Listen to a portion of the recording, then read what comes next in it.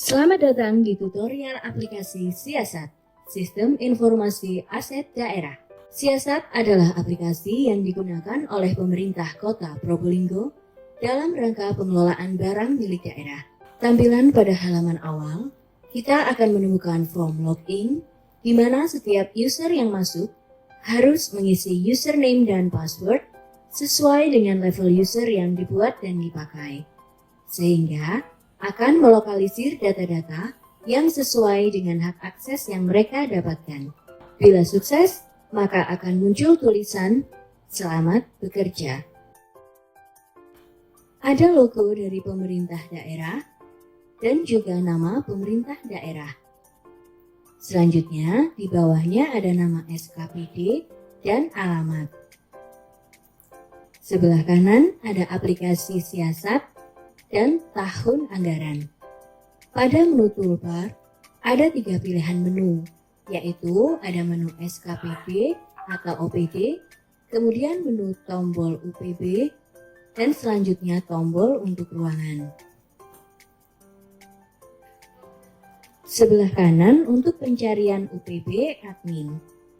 Kalau terlalu banyak UPB, bisa dicari lewat klik di sini. Selanjutnya, sebelah kanan ada menu tambah.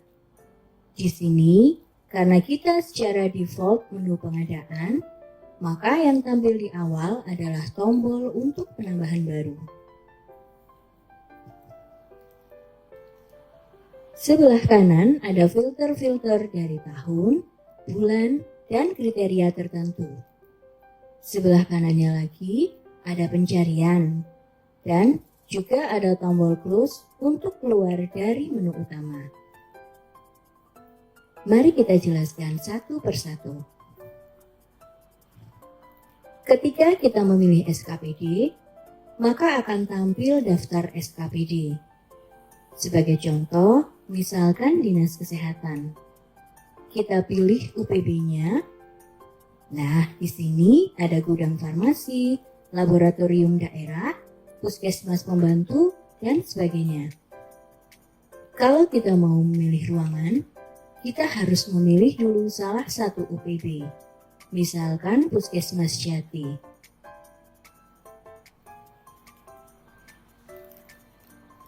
Jadi, salah satu unit terkecil dulu dipilih, dan selanjutnya pilih untuk ruangan. Di sini, ruangan-ruangan yang ada di dalam Puskesmas Jati.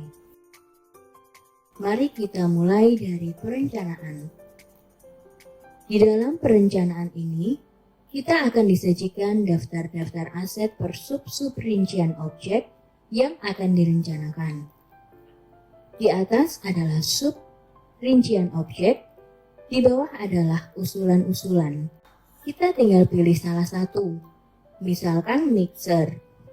Tinggal klik bawah, maka akan tampil mixer. Jadi, keterangan bisa diedit berdasarkan kebutuhan. Selanjutnya, pengadaan. Modul pengadaan. Kita bisa klik menu pengadaan. Di sini pada sidebar ada menu pengadaan yang menampilkan data-data pengadaan yang ada di dalam puskesmas tersebut. Kemudian bagaimana untuk menambah? Kita tinggal klik tambah, maka akan muncul daftar kosong. Di sini kita bisa isi sesuai dengan data kontrak yang ada atau berdasarkan kwitansi atau juga bisa berdasarkan berita acara serah terima. Kemudian simpan.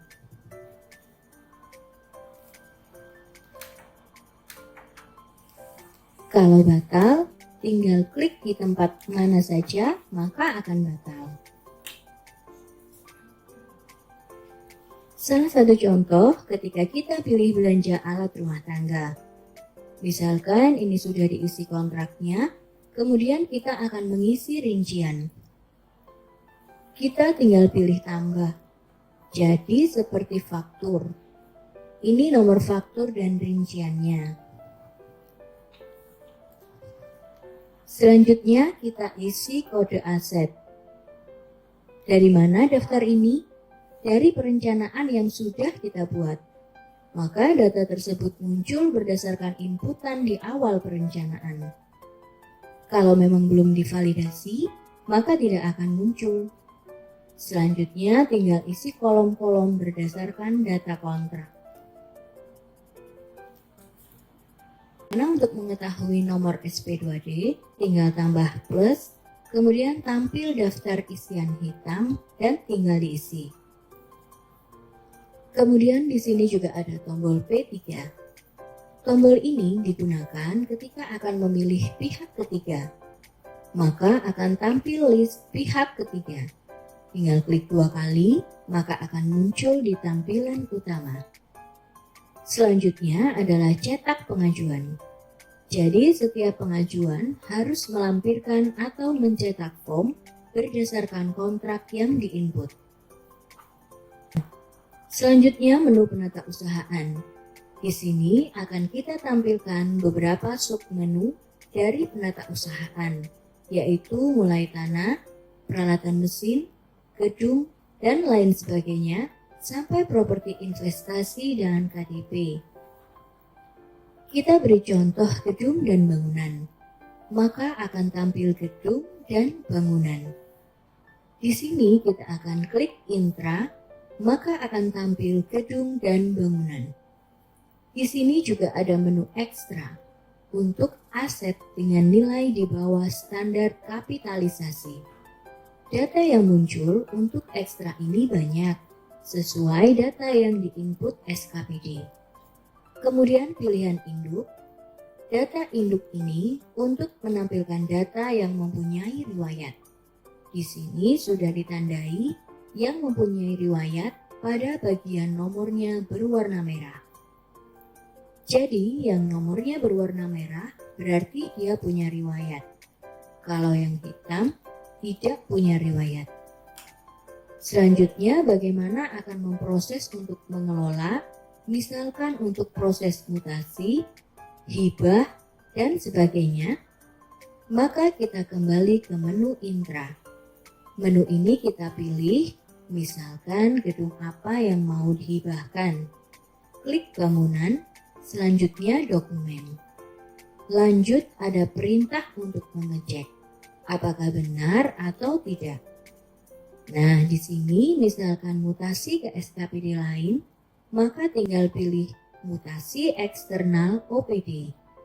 Kemudian nomor dokumennya, tanggalnya, tanggal pembukuan, dan juga tujuan. Diklik tujuannya kemana. Selanjutnya tinggal klik save, maka akan tersimpan datanya. Modul pelaporan dan cetak laporan. Pada tampilan awal sebelah kanan ada laporan-laporan tambahan, yang bawah adalah laporan-laporan rutin. Kita coba contoh yang menu laporan rutin, di mana isinya merupakan proses dari perencanaan, pengadaan, penata usahaan, sampai dengan laporan akuntansi. Nah, cara mencetak adalah dengan klik di laporan, kemudian ada pilihan di sini apakah versi PDF, Excel, data format, dan data only. Jadi setelah kita pilih mana yang kita kehendaki, kemudian sesuaikan tanggal penyesuaian, maka kita klik di sini. Selanjutnya tinggal diedit tanggalnya, dan kemudian kita tinggal klik cetak. Hasil cetakan akan ditampung di folder di mana aplikasi diletakkan, dan secara otomatis aplikasi akan mengarahkan ke folder tersebut, dan jika ingin melihat hasil laporan bisa melihat isi di folder cetak. Kemudian yang kedua, laporan pengadaan.